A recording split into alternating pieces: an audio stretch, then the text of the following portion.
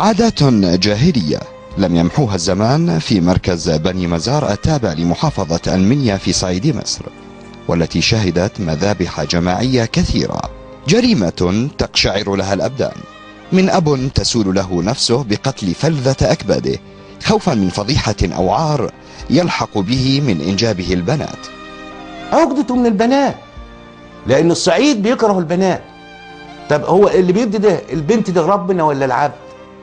ما هو اللي بيدي البنت والولد ربنا أبو الكل، هو اللي بيدي، هو العاطي.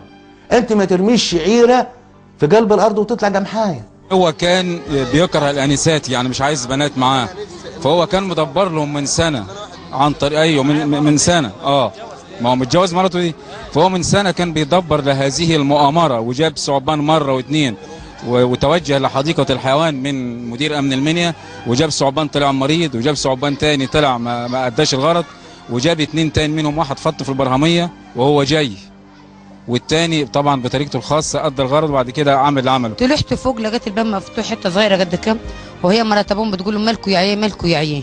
طلعت فتحت البلكونه ببص لقيت العيال مترصصين على السرير، قاعد اجعلهم عادي عايين زي ما هو بيقول. بفتح البت لقيت البت زرقاء وناشفه، ولا قادره اجيبها كده ولا قادره اجيبها كده، ناشفه، وهنا ازرق وهنا ازرق، وحوالين جسمها كله ده ازرق، ورجلهم من هنا دم من تحت كلها.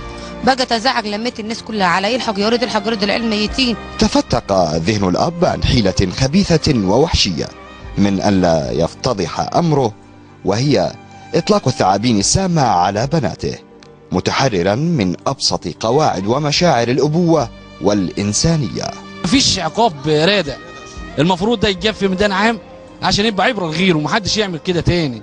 ده جاب افعى، جاب حنش، جاب عفريت يركبوا، المهم انه يجاب ويتعمل فيه نفس اللي اتعمل في الاطفال دي. ده يحطوه بقى ويجيب الحنوشه يتجرس الاول والشنج الاول وبطيء يموتوه، بس بالبطيء مش يموتوه على طول مره واحده. والشباب كانت عايزه تموته، ما قدرناش من الحكومه كانت محاوطه عليه، ان احنا كنا عايزين نقطعه بالحته، ما قدرناش على الحكومه.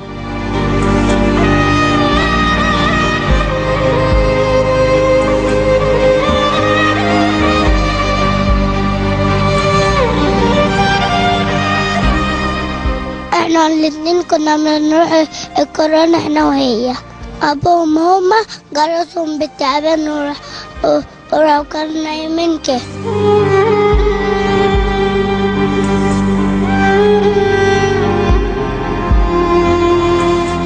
ربنا عطاها مين؟ عطاها هند. ولدتها بقى في المستشفى. اول ما عطاها هند وصلنا لقيناها سابنا في المستشفى وراح ماشي. طب دي ماشي راح فين؟ بصينا لقينا طبعا هو مشي وسابنا. ورحت انا كريالها حنطوره، قلت لها زي بعض يا بنت، احنا هنعمل باصلنا وزي بعض احنا هنروح على البيت عندهم. ورحنا روحنا، فطبعا قال انا جابت بنت، انا بكره البنات. قلت له يا ابني ده اللي بيجيبه ربنا مش العبد، وبعد كده يا ابني اللي هتجيب البنت هتجيب الولد. قال لا انا كده بنتك ما تلزمنيش. كانت حامل بفاطمه ده بتاع 6 شهور 5 شهور كده، فراحت للدكتور، الدكتور قال لها انت ببطنك بنت.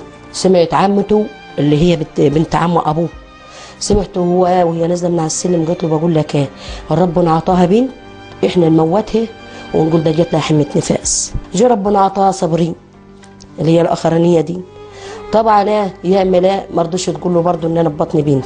راحت كشفت ولقت في بطنها بنت، بص لقى هتطلع عصير. قالت له طيب انت دلوقتي فين كوبايتك؟ قال لها كوبايتي شلتها في المطبخ.